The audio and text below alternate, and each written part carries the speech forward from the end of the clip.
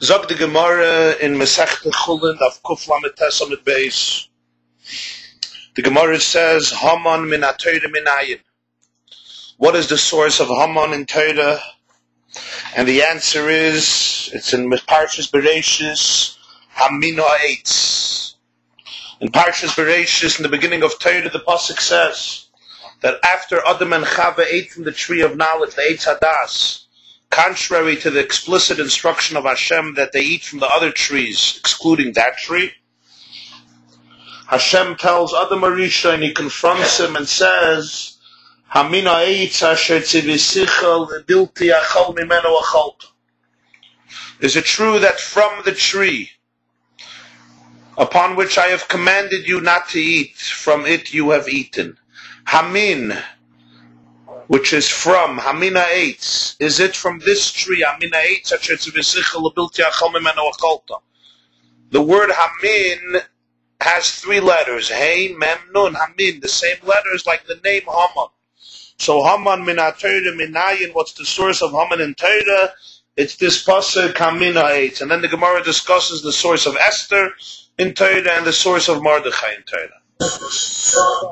Which at first glance we have to understand what is the meaning of Haman min ha-Torah minayin, and the answer Hamin ha'etz, what is the connection of Hamin ha'etz asher tzivisicha lebilti achal mimeno achalta?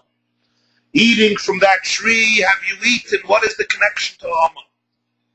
Obviously, we must say that the connection is not only random. Hamin and Haman are the same letters, because apparently they mean two different things. Haman is a name. Hamin is a word.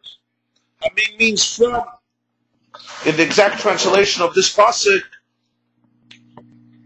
have you of the tree, Hamin, of the Hamin is of, ha'etz, the tree, of the tree. What is the connection to Haman? So we must assume that there is a deeper relationship between the Hamin ha'etz and the concept and the personality of Haman HaRasha, and hence Haman is to be found in this pasuk. The explanation in this will be understood by prefacing and continuing the subject which we actually began discussing last week in the Shiur of Parshas Vayikra, connected to the carbon eitzim, to the sacrifice, to the offering brought of wood, brought of lumber.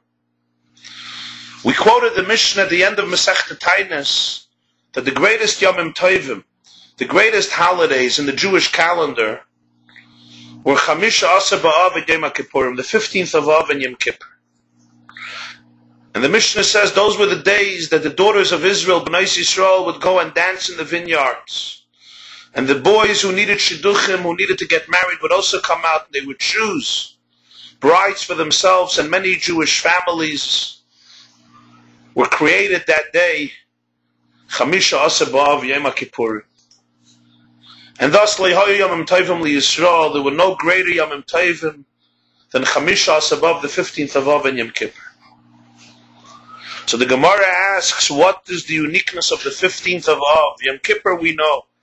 It's the day that the final luchos were given to Moshe Rabbeinu, the second luchos, and hence the day of complete atonement and tshuva. What is the uniqueness of the 15th of Av? Why was that chosen as a Yom Tov? And the Gemara presents various reasons. The primary reason, however, Rabbi Yosef the Amri Travayah, the primary reason, according to the Marsha and other Mefarshim, this is the primary reason of the celebration of Chamisha Asar B'Av. It's the day when they stopped felling trees for the altar. The Mizbeach, the altar, needed lumber in order to kindle the flame on the altar. We learn in this week's Parasha, Parasha Saf, there had to be a perpetual fire on the altar in the Beis HaMikdash, which required obviously wood and lumber, so they used to fell trees for the maracha, for the pyre of wood, for the assembly of wood on the altar. The day they stopped cutting wood, felling wood for the Mizbeach was Chamisha Asar B'Av. Why? So the Gemara says at the end of Tainis, Daf Lamed Aleph, Rebbe Lezer HaGadol says that from the 15th day of Av and onwards, the sun's strength wanes.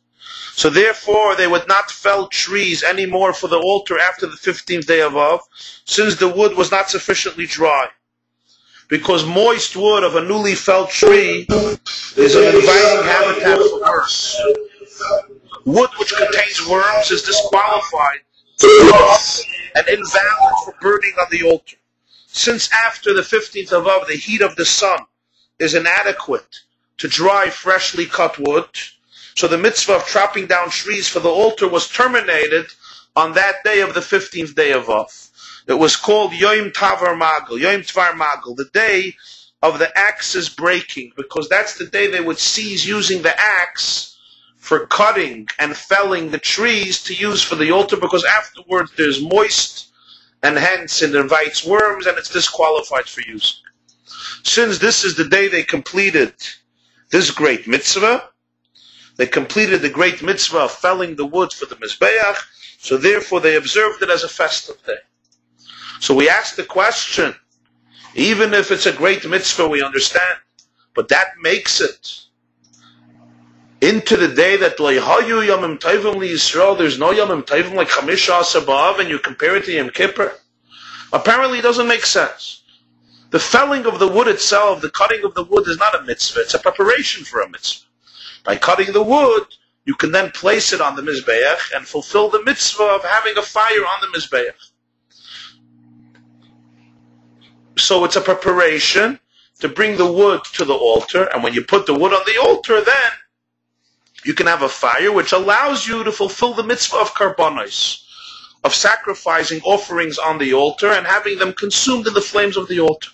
So it's essentially a preparation. In order to have a mizbeach with lumber, with a flame, you need to go to the forest or wherever a tree you're going to and cut the wood. So sacrificing the karbanos themselves, which is the ultimate objective, or even kindling the flame on the mizbeach, that did not become a Yom Tov.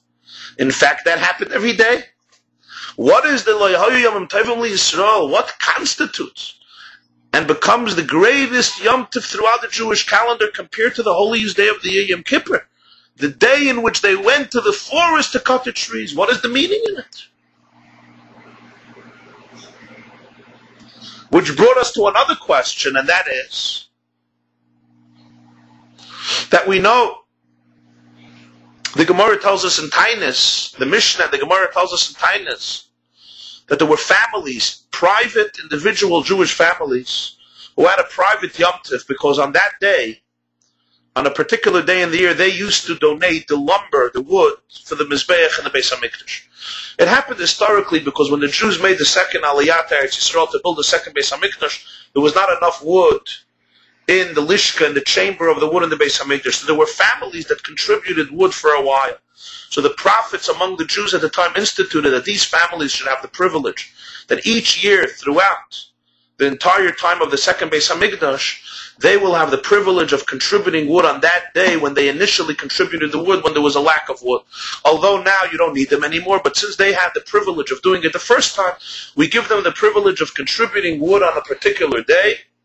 And the Mishnah tells us all of the days and which families they were. And that's the day they would always bring wood, this family together. And it was a day that they celebrated as a private Yom Tov.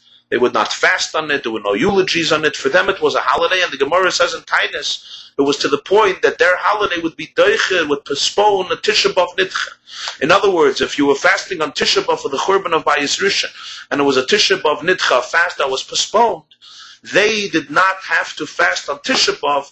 Their Yom Tov of bringing the wood would override the Yom Tov, the Tisha B'Av Nidcha, the fast of Tisha B'Av. And we asked the question, we could understand that it's a great day, you have the schus of bringing wood, but why is it such a tremendous holiday to the point that it would postpone a fast day instituted by the prophets, Tisha B'Av, and yet this would override Tisha B'Av? What is the meaning behind it?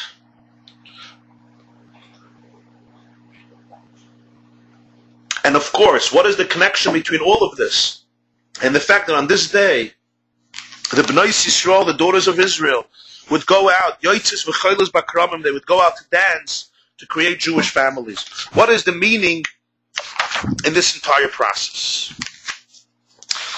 These were the questions that we raised last week in the Shiur. And we began to explain them, but today we're going to take it a step further.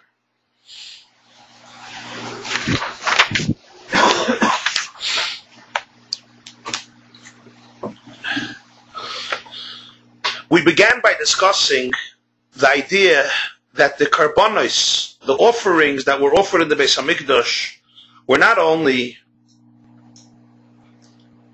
physical sacrifices of animals or grain, flour or matzah that was burnt on the altar, but they actually, as the Ramban makes it so clear in Parshas Vayikra, they embodied a spiritual and emotional experience of the Jew and the human being offering the sacrifice. It wasn't only the animal you had to sacrifice, or the grain you had to sacrifice, but it was also a part of yourself that you had to sacrifice. And each carbon represents a different component in the human condition that we ought to work on and challenge it to sacrifice it and to bring it closer to its divine call and its divine essence. And hence, every sacrifice has different laws and goes into a different category and has a different criteria, and there are many detailed instructions concerning every carbon, which they are not allowed to change: where you sprinkle the blood, where it's offered, where it's eaten, for how long it's eaten, which parts of it are burnt on the altar, and so on and so forth. These are not just random differences, obviously. Each carbon represents a whole other process in a person's avodah, which is represented and reflected in the physical, detailed instructions of how this particular offering is sacrificed. But there was a common denominator in all of the sacrifices. You may have sacrificed a bull, somebody else may have brought in an offering flour or matzah, somebody else a sheep, somebody else a dove or a turtle dove.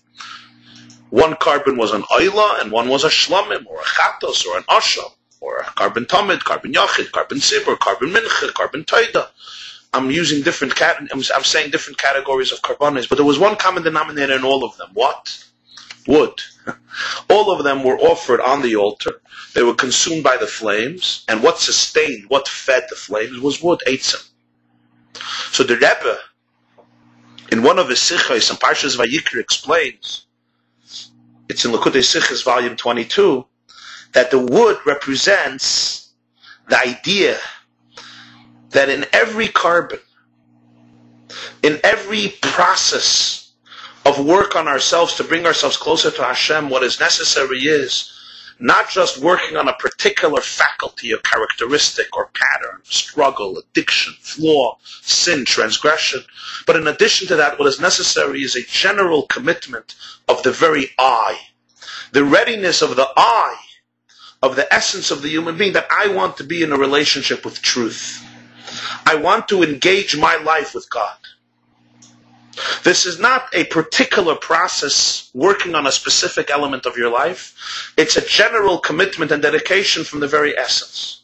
Why is this represented in the burning of the wood? Because the pasuk says, Ki ha'adam eitz hasad.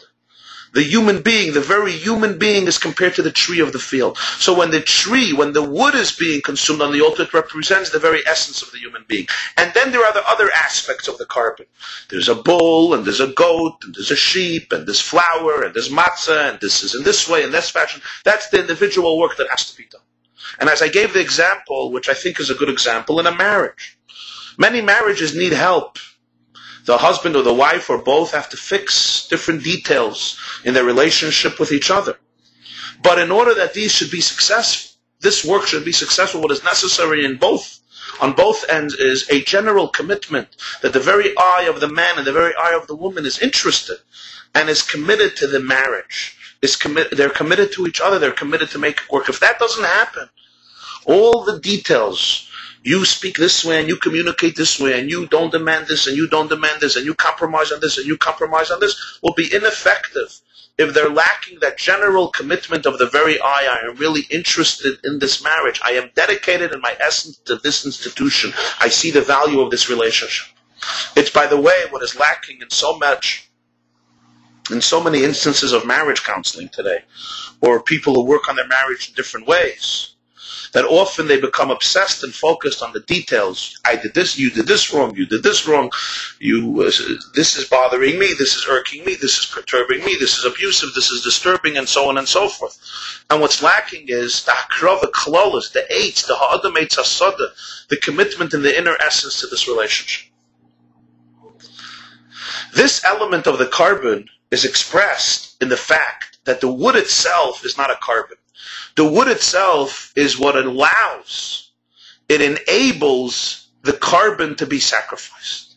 It allows the carbon to be consumed in the flames of the altar and become, as the pasuk says, a delightful aroma to God. The wood itself is not the carbon. The wood is not a carbon. The wood feeds the fires on the altar. And then the Kohen places on the fire, or in the fire, he places parts of the animal, or the grain, or the matzah. So the eitzim enable something else. They enable another substance to become a carbon. What does this represent in avodah, in the person's emotional and spiritual work?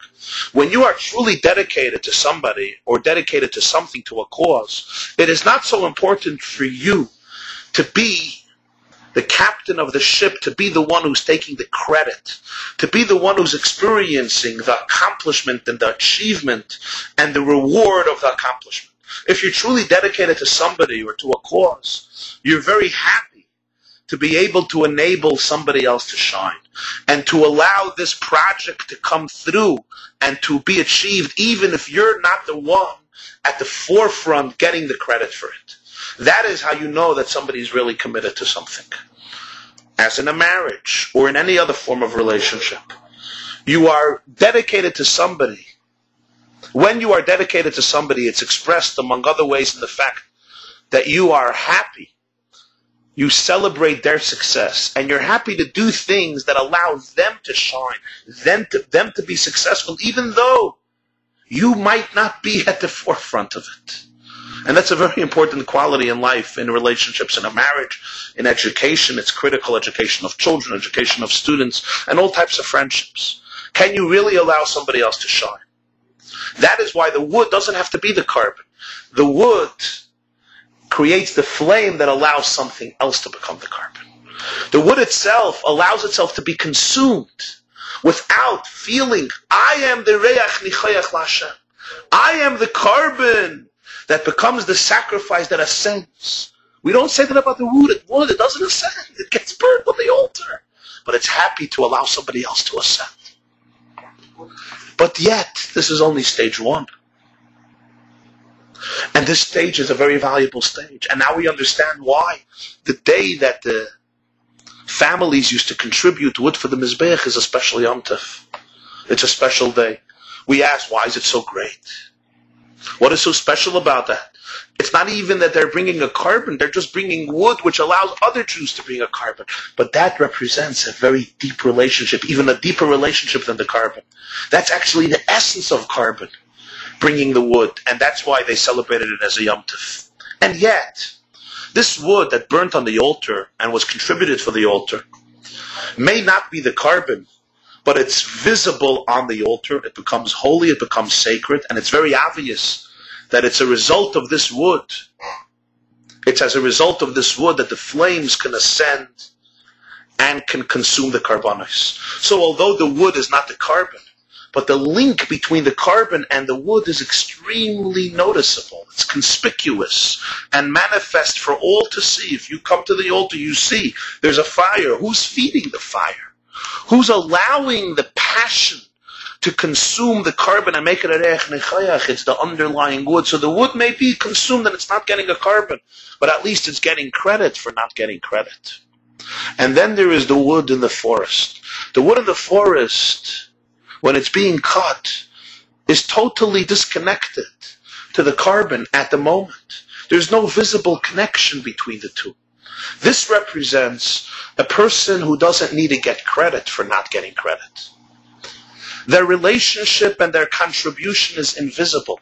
It's anonymous. This represents even a deeper dedication, a deeper commitment, where my total I is truly dedicated to a cause. I totally transcend myself. I need not get credit even for the fact that I'm not getting credit. And this is also true in a relationship. When you're truly dedicated to a person, you don't even need them to know that you were behind their success. Not them to know, and not somebody else to know. Because you truly care, and what matters to you is the cause. What matters to you is the person. So you go to the forest and you cut wood. You're not bringing it to the Mizbeach. You're not enabling another carbon to happen. You are not even a carbon yourself. You're not even enabling a carbon. At this point, you're in the forest preparing the preparation. And yet, one does it with joy. This represents a transcendence beyond the self, and this becomes the greatest Yom Tif in Jewish and Chamisha Sabav, similar to Yom Kippur. What is Yom Kippur? Yom Kippur is the day of Yechida L'Yachmach, when the essence of the Jew, the oneness of the Jew with God, emerges. What is similar to Yom Kippur? Chamisha Sabav, expressing itself in the cutting of the wood in the forest.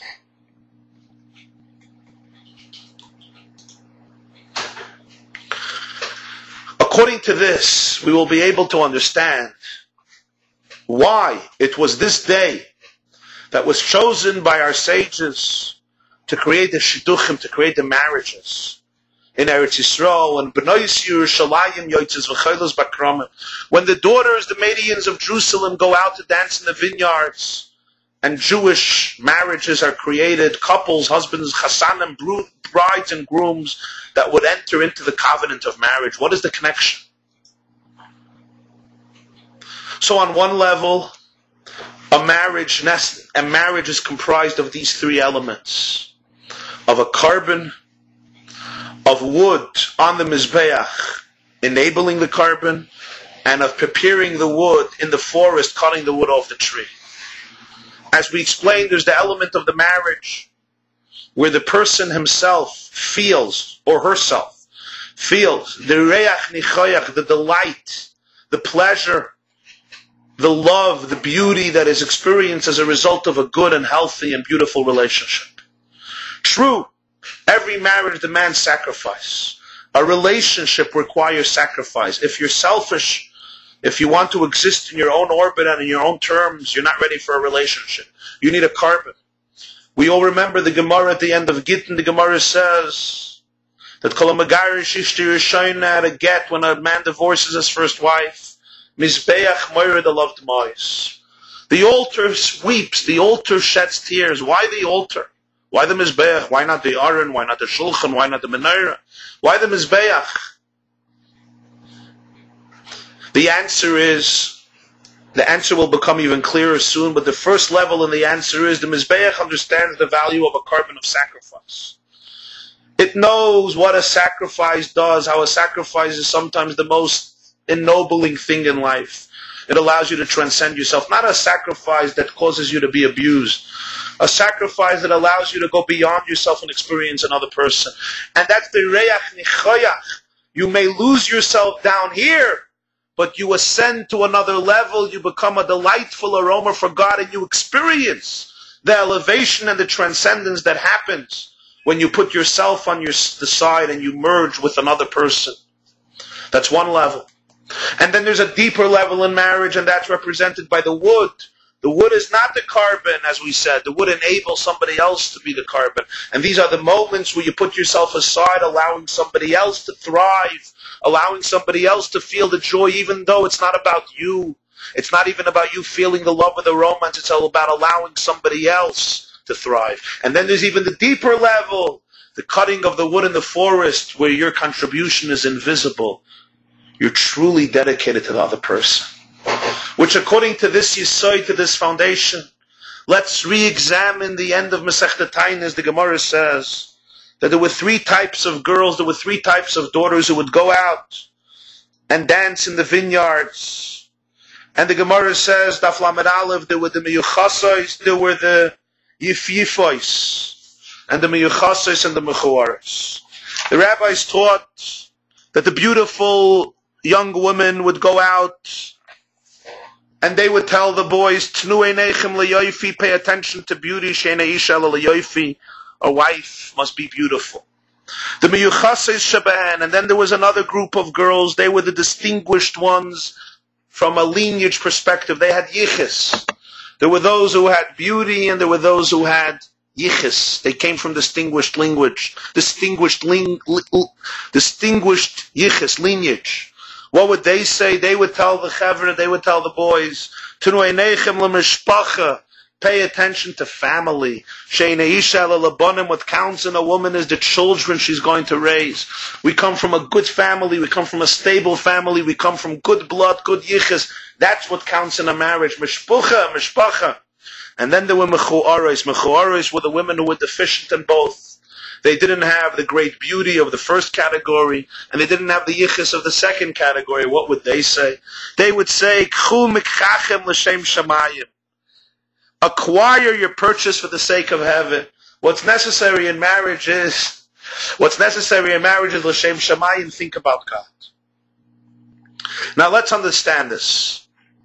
When we speak about these three categories of women on a deeper level, these three categories exist in every person at different times, in every woman and in every man. Because there are times when we can sense the beauty of a human being. And there are times when we may not be able to perceive, or we don't care to perceive, the great beauty of a human being, but we can still be sensitive to yichus, which means to the type of family they come from, to the type of family they build, to their commitments, to their values, to their sacrifices, and so forth. And then there are times in a marriage where one cannot perceive or doesn't care to perceive the beauty. When one cannot perceive or doesn't care to perceive the yichus. And at such a moment, they may feel alienated, they may feel estranged in the marriage. And what's necessary then is, l'shem shamayim, remember, marriage is not only about you, marriage is about fulfilling the kavanah el-yoina, doing what God wants. God wants that a man and a woman should be married to each other. He tells Adam Arishon, we fulfill our mission statement of creation when we enter into a relationship with somebody else. So sometimes there is the level of mechuaros, the woman who is deficient in both. There are stages when the yoifi and the yichus don't speak to you, and all you see is deficiency, but maybe your deficiency, maybe her deficiency, and what you have to remember then is the l'shem shamayim. But let's take it a step deeper. These three categories of women represent the three categories we spoke about karbanos. When a beautiful woman says, Eina isha ela yoifi, focus on beauty, she is referring to a quality that exists within herself. When the second woman says, focus on yichus, focus on mishpacha, the primary thing you should think about is the children. She's not talking about herself, she's talking about how she enables and inspires great children. She'll know how to raise a good family. The third woman doesn't speak not about herself and not how she enables children to grow up healthy and beautiful. She speaks about l'shem shamayim, about God. You see these three levels of karbonos we discussed. The first woman is parallel to the carbon itself that becomes a reach nichayach la'Hashem. It could point to itself and say, here, I am that which ascends to God, becomes divine, ascends in the flames to become a delightful aroma for God. The second woman, the miyuchases, represents the wood on the mizbeach, which itself doesn't become a carbon, but it allows somebody else and something else to become a carbon. This isha enables banim ein isha ela lebanim to create a beautiful mishpacha. And then there's the third category, and that's the wood in the forest. The wood that's cut in the forest represents the third category, the mechuaros. The women who are deficient in both, they don't have the beauty of the first category and the yichus of the second category. And what do they say? They say in a marriage what you need primarily is k'chu mikchachem l'shem shamayim. In a marriage you have to have yirah shamayim. You have to be dedicated not to yourself but to Hashem. That represents cutting the wood in the forest. There, the wood is not enabling a carbon to ascend. Not only is it not a carbon itself, it's not even visibly enabling a carbon. So why is it being done? What's the simcha of cutting wood? The simcha of cutting the wood is that when you're dedicated truly l'shem shamayim, it's not about you. It's not even about your fulfillment. It's not even about you getting credit for giving credit to somebody else. You're not getting credit for not getting credit. It's not that you're getting credit for not getting credit. As I said before, you're not even getting credit for that. It's invisible, it's anonymous, it's true dedication. This is what has to be done in order for the mission to be accomplished, even though in this process we do not see the visible rewards and the visible manifestations.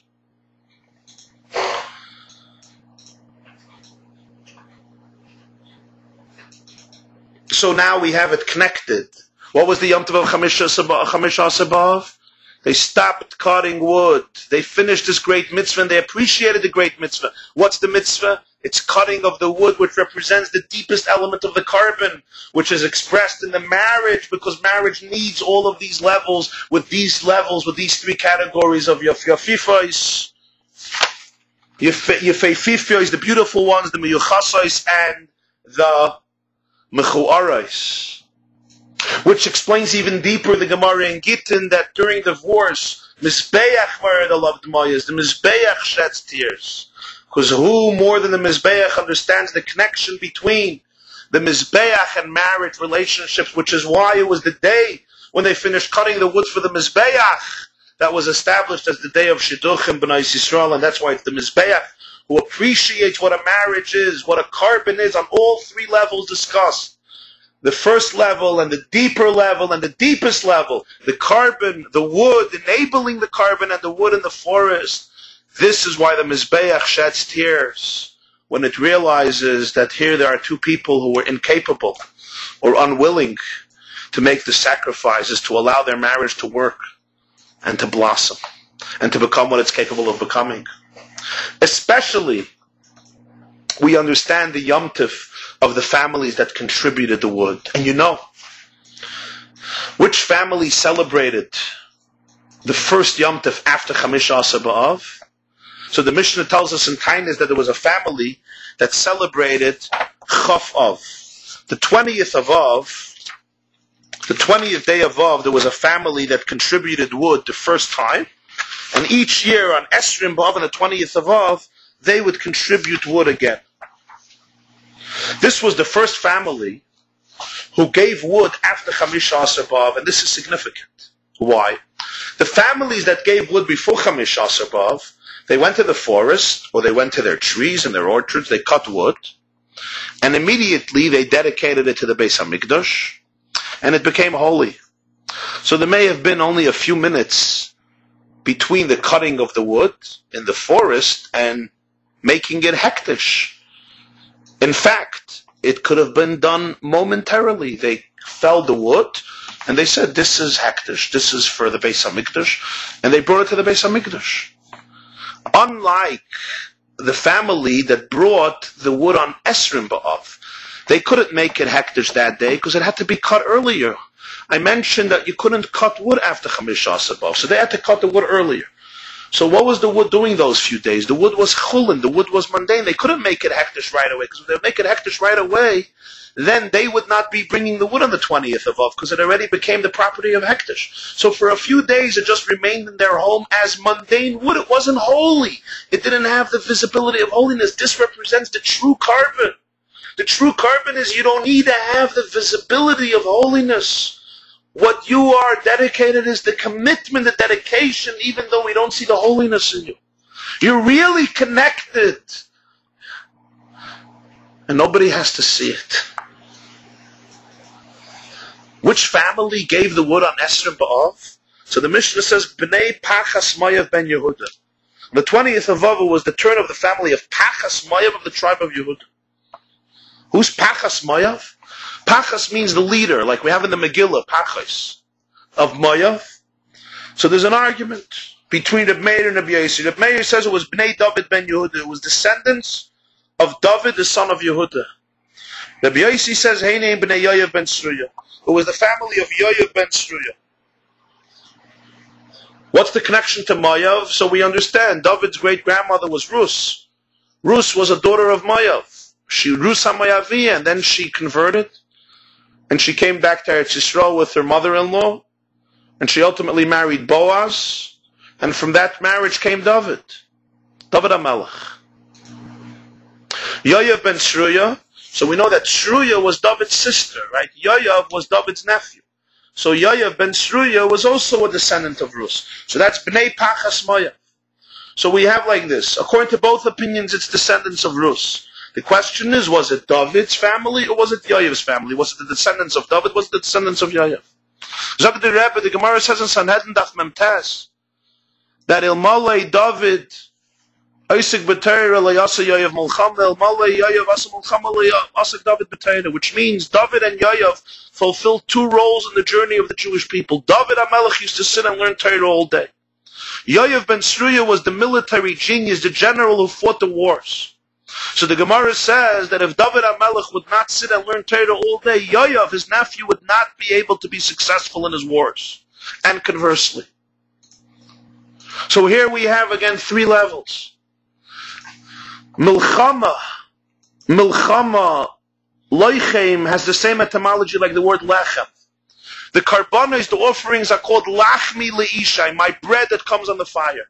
In fact, the karbanos are seen in Kabbalah as a milchama, as a war, because it's the idea of taking the animal, representing the animal in the person and sacrificing it to God. That represents a conflict. You have to fight, often with your instincts and habits and addictions, to sacrifice them to God. It takes a war and a struggle and a conflict. And then taking out the blood and sprinkling it on the Mizbeach, which represents taking the passion of the animal and giving it away to the Almighty. Which is the reason that it says in Zohar, Shas Tzloisa Shas Krava, the time of davening is a time of war. Davening is our substitute for karbanos, for sacrifices. That's why we have three tefillos, Keneged, the daily karbanos, as the Gemara says in Brachas in the 4th chapter. So Shas Tzloisa, the time of davening, is a time of war. So Yoav's connection to Mulchama represents the level of a carbon. Yoav is the carbon that's consumed on the altar, like the animal consumed on the altar. David HaMelech, who learns Torah, is like the wood which enables the carbon to happen. As the Gemara says in Sanhedrin, if David would not learn, Yoav could not fight the war.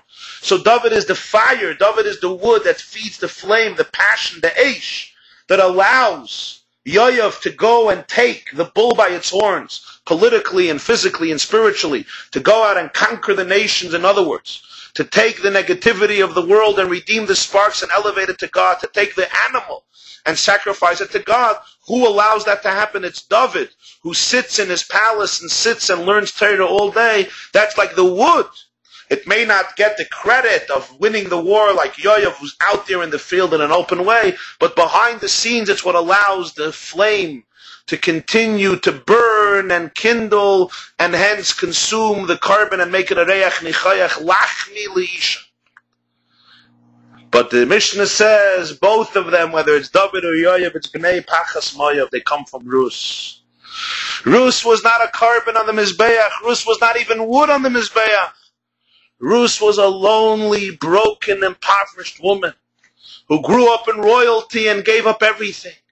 When she was in Moav following her mother-in-law, Rus didn't know that we would read Rus on Shavuos. Rus didn't know that thousands of years later there will be hundreds of shiurim about Rus. Rus will have our own name, Megillas Rus in the Tanakh, that Jews would discuss and learn and internalize and become inspired from. Rus didn't know that her words to Naomi were immortal. Elekayich, Elekai, your God is my God. Where you dwell, I will dwell. Where you die, I will die. Where you buried, I'll be buried. Amechami, Elekayich, Elekai, your nation is my nation, your God is my God. Rus didn't know this. Rus was an impoverished woman in Moav. She was alone. But she was dedicated. Her essence was dedicated. She represents the wood in the forest. It's not yet wood on the Mizbeach that becomes Kedusha. This is wood that's not Kedusha. Esrim Ba'avid became Kedusha. In the forest, it's regular, mundane wood, and yet they went and they cut it with a simcha. This became a great Yom Tov and it pushed off Tisha B'Av. So you have an Esrim B'Av, which is the first holiday representing this level. You have here all the three levels. You have Yoav and you have David, and both of them ultimately are based on the sacrifice, on the commitment of Rus. And this is the three levels. Yoav is Maisa Milchama, David is Limud. The Gemara in Kiddushin, Memtes Gadol Talmud, Shemevi L'dei Maisa, and Rus is the commitment behind both of them, the very dedication of the art. According to all of this, we'll be able to understand the Gemara in Chulin, Haman min ha-Torah minayin min ha'etz hazeh, ha-min ha'etz asher tzivisicha levilti achol mimenu acholtu. And the explanation is Haman represents, he is the epitome of yeshus, of arrogance. The whole world is prostrating themselves to Haman. One man, Mordechai, is not prostrating himself to Haman, and Haman can't deal with it. Haman embodies the epitome, the zenith of arrogance, of yeshus, of gaiva, of a pompous arrogance that doesn't allow space for anybody outside of it. If Haman cannot conquer the whole world, he becomes disgusted in his own eyes. He must exterminate not only Mordechai, but Mordechai's entire nation. Haman minatayra minayin, where does this level of arrogance originates in Amina Eitzaz and Eitz Hadas. The Eitz Hadas is explained in Kabbalah and Chassidus and in many Sfarim, is the tree of self-consciousness. Das, self-consciousness. When Adam and Chava ate from the tree, they became self-conscious. Till that point, they were not self-conscious. They didn't feel themselves. They experienced themselves only as conduits for God. They were channels for God's will, and that's why they could walk around naked, because they weren't self-conscious, and therefore there was no room for corruption.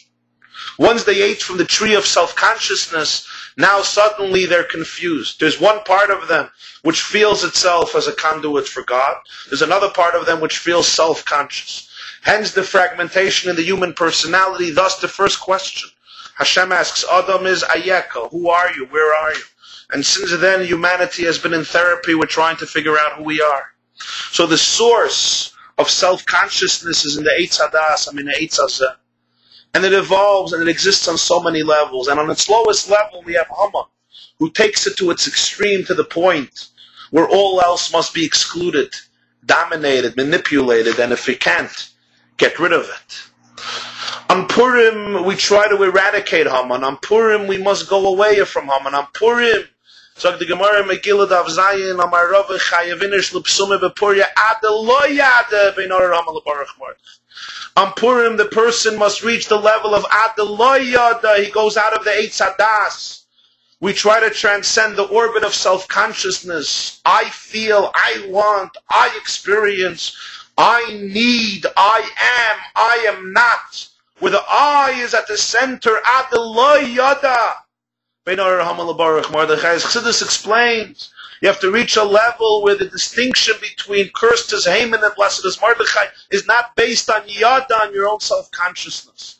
Ade Lo Yada B'Nor Haman L'Baruch Mordechai. The distinction comes from a place which is beyond Yada. You forget about yourself, not only about your physicality, you even forget about your own spiritual perfection. There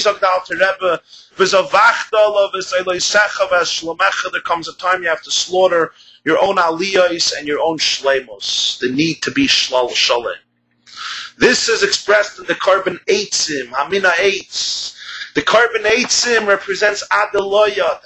The carbon itself experiences its elevation. Even the wood on the Mizbeach experiences the fact that it doesn't experience elevation. It's letting somebody else. The wood in the forest doesn't experience anything. It's Ade Lo Yada. So that's why you go back to the wood, to the tree. Haman represents the Eitz Hadas. Once we ate from the Eitz Hadas, we can't run away from it. We have to go into the Eitz Hadas and transform it. We're self-conscious people. We have to take our self-consciousness and transform it. You have to transform Das. Ade Lo Yada.